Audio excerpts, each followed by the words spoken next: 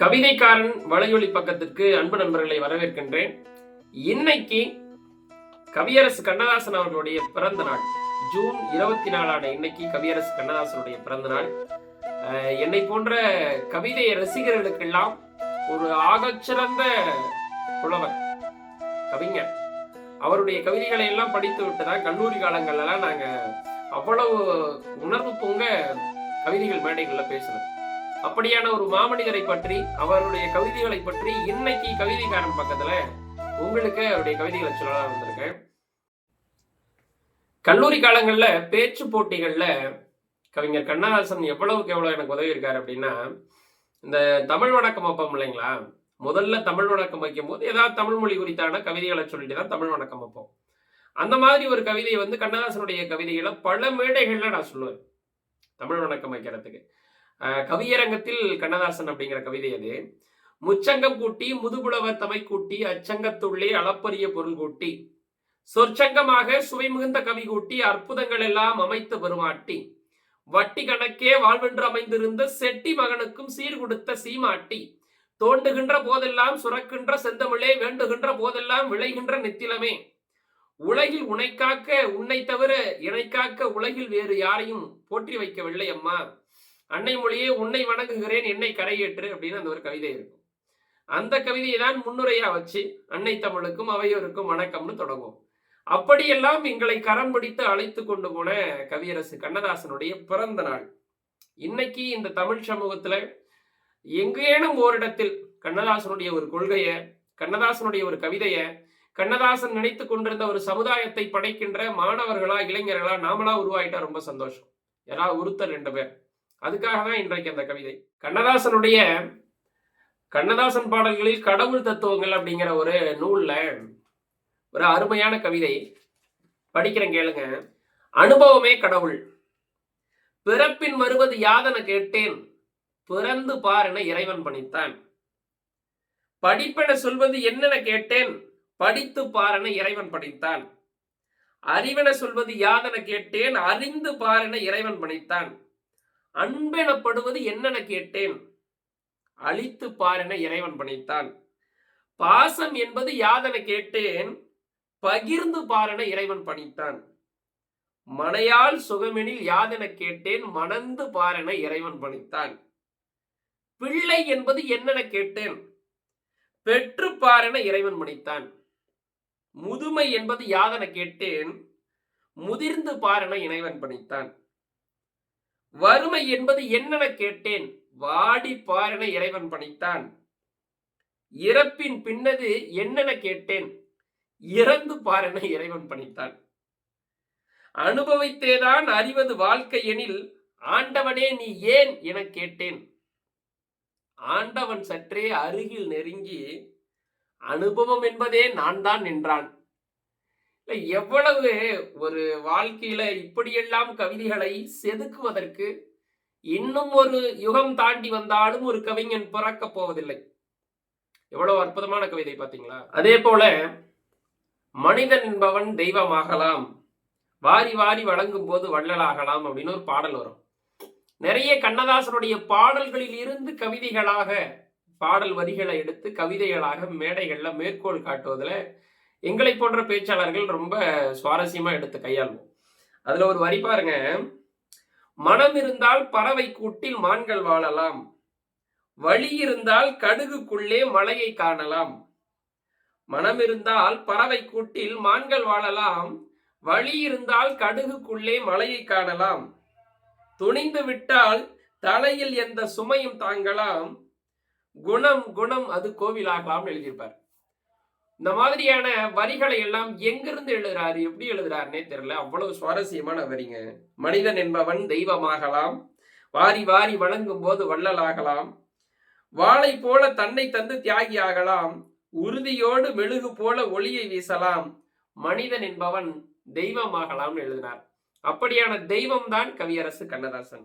அதே போல ஆட்டுவித்தால் யார் ஒருவர் ஆடாதாரே கண்ணான்னு ஒரு பாடல் இருக்கும். எனக்கு இந்த மாதிரி பாடல்கள்லாம், கண்ணதாசனுடைய பாடல்களை விரும்பி விரும்பி ரசித்து ரசித்து கேட்டவன் நான், இன்னமும் கேட்டுக்கொண்டிருப்பவன். அதுல ஒரு அருமையான வரிகள் வரும். கடலளவு கிடைத்தாலும் மயங்க மாட்டேன், அதுவே கையளவு கிடைத்தாலும் கலங்க மாட்டேன். கடல் அளவு கொண்டு வந்து எனக்கு கொடுத்துட்டாங்க அப்படின்னாலும் நான் மயங்க மாட்டேன். கையளவு தான்ப்பா எனக்கு கிடைச்சிருக்குனாலும் நான் கலங்க மாட்டேன். உள்ளத்திலே உள்ளதுதான் உலகம் கண்ணா, இதை உணர்ந்து கொண்டால் துன்பம் எல்லாம் விலகும் கண்ணான்னார். உள்ளத்திலே உள்ளதுதான் உலகம் கண்ணா, நம்ம உள்ளத்துல என்ன இருக்கோ அதுதான் உலகம். இதை உணர்ந்து கொண்டால் துன்பம் எல்லாம் விலகும் கண்ணான்னார். ஆட்டுவித்தால் யார் ஒருவர் ஆடாதாரே கண்ணா, ஆசை என்னும் தொட்டிலே ஆடாதாரே கண்ணா. பாடல்களை எல்லாம் கேட்கின்ற போது இதையெல்லாம் வசனகர்த்தாவா, கதைகளா, கவிதைகளா, வரிகளா மேடைகள்ல ஒளிர வைக்க முடியும். அவ்வளவு இனிமையான கவிஞர் கண்ணதாசன். உலகமே அறிந்த ஒரு அற்புதமான பாடல். உயர்ந்த இடத்தில் இருக்கும் போது உலகம் உன்னை வணங்கும், உன் நிலைமை கொஞ்சம் இறங்கி வந்தால் நிழலும் கூட மிதிக்கும், மதியாதார் தலைவாசல் மிதியாதே என்று மானமுள்ள மனிதருக்கு அவ்வை சொன்னது. அது அவ்வை சொன்னது, அதில் அர்த்தம் உள்ளதுன்னார். பரமசிவன் கழுத்திலிருந்து பாம்பு கேட்டது கருடா சௌக்கியமா. எப்படி எழுதியிருக்காரு பாருங்க. உண்மையாலுமே மதியாதார் தலைவாசல் மிதியாதேன்னு கண்ணதாசன் கண்ணத்தை பார்த்து ஒரு அற விட்டு சொன்ன பிறகுதான் எனக்கெல்லாம் உணர்ச்சி வந்துச்சு. இன்றைக்கும் அப்படித்தான் வாழ்ந்து கொண்டிருக்கிறேன், இனியும் அப்படித்தான் வாழ்வேன். எவ்வளவோ பேர் சொல்லியிருக்காங்க. ஆனா கண்ணதாசன் சொல்வது போல நாம என்னைக்கு ஒரு உயர்ந்த இடத்துல இருந்து நம்ம சொல்றத இந்த உலகம் மதிக்கிற இடத்துல இருந்து சொல்றோமோ அன்னைக்கு தான் இந்த உலகம் நம்ம சொல்றத கேட்கும். இங்க வந்து ஜெயிச்சவன் சொன்னா மட்டும்தான் கேட்கறாங்க. ஜெயிப்பேன் அப்படின்னு சொல்றவன் சொல்றதெல்லாம் இந்த உலகம் சமூகம் காது கொடுத்து கேட்கறதில்ல. அதனால அதுவரை நம்மை மதிக்காத எவனையும் நம்ம போய் நிக்க வேண்டிய அவசியம் கிடையாது. அப்படி ஒரு அற்புதமான கவிஞர். ரொம்ப ரொம்ப பிடித்தமான வரிகள்ல கண்ணதாசனுடைய வரிகள்ல ஒரு கோப்பையிலே என் குடியிருப்பு, ஒரு கோலமையில் என் துணை இருப்பு அப்படின்னு ஒரு பாடல் இருக்கும். கேளுங்க. ஒரு கோப்பையிலே என் குடியிருப்பு, ஒரு கோலமையில் என் துணை இருப்பு, இசை பாடலிலே என் உயிர் துடிப்பு, நான் பார்ப்பதெல்லாம் அழகின் சிரிப்பு, ஒரு கோப்பையிலே என் குடியிருப்பு, காவிய தாயின் இளைய மகன், காதல் பெண்களின் பெருந்தலைவன், காவிய தாயின் இளைய மகன், காதல் பெண்களின் பெருந்தலைவன், பாமர ஜாதியில் தனி மனிதன், நான் படைப்பதனால் என் பேர் இறைவன். மானிட இனத்தை ஆட்டி வைப்பேன், அவர் மாண்டு விட்டால் அதை பாடி வைப்பேன், நான் நிரந்தரமானவன் அழிவதில்லை, எந்த நிலையிலும் எனக்கு மரணம் இல்லை என்று பாடிய ஒப்புயர்வற்ற ஒரே கவிஞன் கவியரசு கண்ணதாசன் அவர்கள் மட்டும்தான். அதே போல இன்றைக்கு அல்ல, இன்னும் 1000 ஆண்டுகள் கடந்த பிறகும் இந்த தமிழ் சமூகம் இறப்புக்கென்று ஒரு பாடல் பாடுது அப்படின்னா அது கண்ணதாசன் பாடலாக மட்டும்தான் இருக்கும். இறந்து போன அத்துணை வீடுகளிலும் நிறைந்து போய் இருப்பது கண்ணதாசன் வரிகள் மட்டும்தான். எல்லா குடும்பங்களிலும் இறப்புக்காக ஒளிபெருக்கிகளில் போடப்படக்கூடிய பாடல்கள் கண்ணதாசன் பாடல்கள் தான். ஒப்பாரியை கடந்து கண்ணதாசன் ஒரு வீட்டுக்குள்ள நுழைஞ்சிருக்காரு அப்படின்னா அது எவ்வளவு பெரிய விஷயம் பாருங்க. போனால் போகட்டும் போடா, வீடு வரை உறவு, வீதி வரை மனைவி, காடு வரை பிள்ளை, கடைசி வரை யாரோ, சட்டி சுட்டதடா கை விட்டதடா, எவ்வளவு பாடல்கள் நீங்க நினைச்சு கூட பார்க்க முடியாத அளவுக்கு. யாருக்காக, இது யாருக்காக, இந்த மாளிகை வசந்த மாளிகை, எவ்வளவு அருமையான வரிகளை எல்லாம் கொடுத்து விட்டு சென்றிருக்கின்ற மாமனிதர் அவர். அதே போல போனால் போகட்டும் போடா அந்த அந்த பாடல்ல இரவல் தந்தவன் கேட்கின்றான், அவன் இல்லை என்றால் அவன் விடுவானோன்னு ஒரு வரி வரும். வரிகளை எல்லாம் இன்னைக்கும் நின்று கேட்கின்ற போது நெஞ்சு அப்படியே அடைத்து கொண்டு நிற்கும். இரவல் தந்தவன் கேட்கின்றான். இந்த வாழ்க்கையே கடவுள் நமக்கிட்ட பிச்சை. இரவல்னா பிச்சை. இரவல் தந்தவன் வந்து கேட்கிறான், அவன் கொடுத்த பிச்சையை திரும்ப கேட்கிறான். தம்பி கொடுப்பா, நான் தானே உனக்கு உசுர பிச்சை போட்டேன் இந்த உலகத்துல, திரும்ப கொடு அப்படின்னு இறைவன் கேட்கின்றான். கேட்கின்ற போது நீ இல்லைன்னு சொல்லிட்டேன்னா அவன் விட்டுருவானா? இரவல் தந்தவன் கேட்கின்றான், அதை இல்லை என்றால் அவன் விடுவானா? உறவை சொல்லி அழுவதினாலே உயிரை மீண்டும் தருவானா? கூக்குரலாலே கிடைக்காது, இது கோர்ட்டுக்கு போனால் ஜெயிக்காது, அந்த கோட்டையில் நுழைந்தால் திரும்பாது, போனால் போகட்டும் போடா. பாடல்லாம் வந்து இது பாடலோ வார்த்தைகளோ வரிகளோ இல்லை, இது ஒரு காவியம். இந்த உலகம் நீடித்து நிலைக்கின்ற வரை தமிழ் சமூகத்தில் கண்ணதாசன் என்ற ஒரு மாமனிதர், அவரால் பிறந்த காவியம் இது. அதுலேயும் அவர் இறக்கின்ற தருவாயில் இறுதியாக எழுதிய கண்ணே கலைமானை பாடல்லாம் நெஞ்சை உலுக்கி போட்டுவிடும். இன்றைக்குள்ள என்றென்றைக்கும் இளைஞர்களுடைய மத்தியில லவ் ஃபெயிலியர் ஆன அந்த பசங்களுக்கு மத்தியில கண்ணே கலைமானே ஒரு தனித்த அங்கம் வகிக்கும்.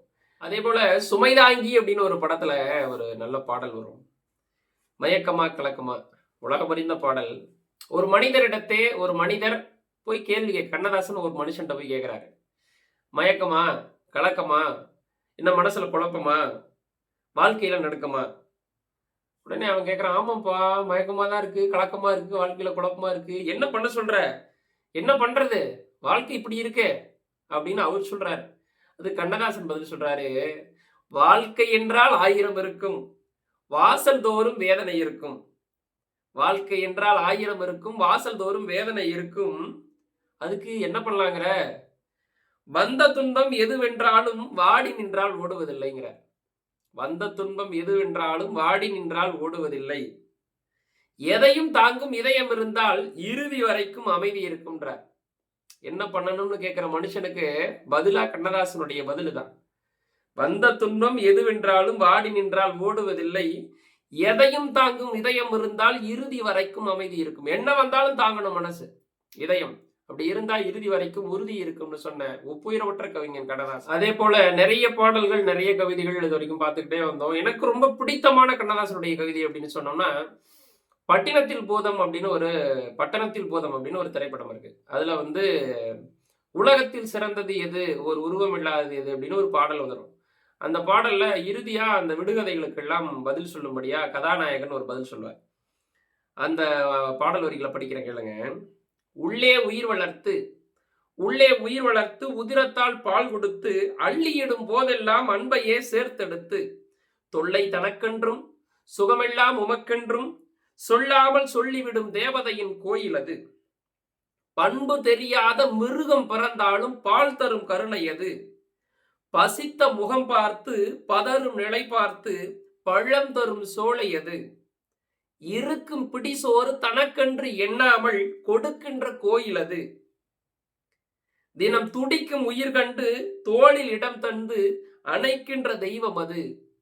அது தூய்மை, அது நேர்மை, அது வாய்மை, அதன் பேர் தாய்மை. உலகத்தில் சிறந்தது தாய்மை, இதை ஒப்புக்கொள்வதே நேர்மை. உலகத்தில் சிறந்தது தாய்மை அப்படின்னு முடிச்சிருப்பார்.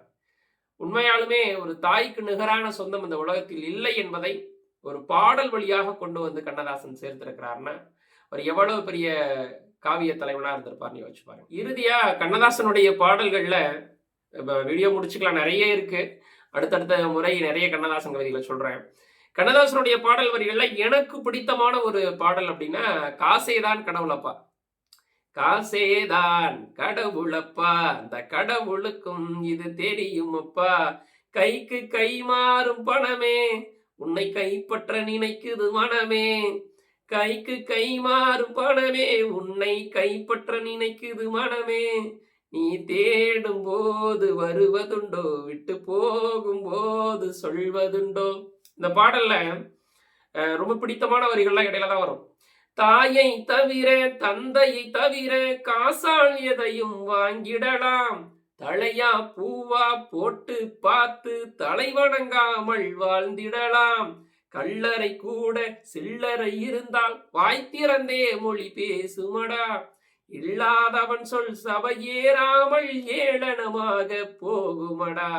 காசேதான் கடவுளப்பா, அந்த கடவுளுக்கும் இது தெரியும் அப்பா அப்படின்னு கண்ணதாசனுடைய பாடல்களும் வரிகளும் இன்னும் ஒரு தலைமுறை எடுத்தாலும் இந்த பூமி பந்து, அதுவும் தமிழ் சமூகம் தேக்கி வைத்து பாதுகாக்க வேண்டிய பொக்கிஷங்கள் என்று சொல்லி, இன்னைக்கு கண்ணதாசனை பத்தி கண்ணதாசனுடைய பிறந்த நாள்ல இந்த பதிவை எடுத்து போடுறதுல எனக்கு ரொம்ப சந்தோஷம்.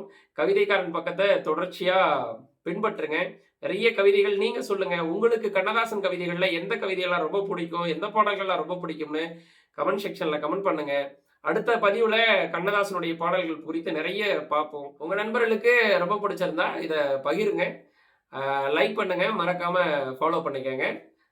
நன்றி.